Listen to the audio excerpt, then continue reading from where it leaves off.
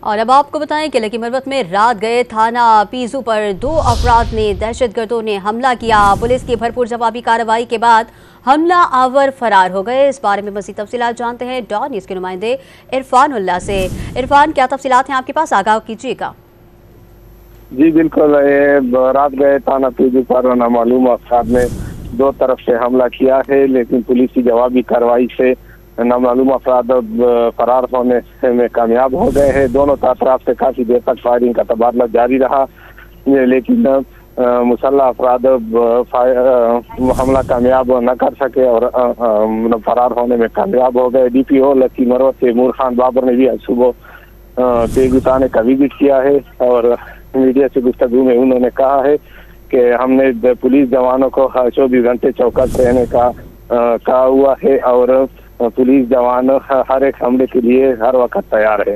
جی عرفان اللہ شاہ تفصیلات سے آگاہ کر رہے تھے، آپ کا شکریہ۔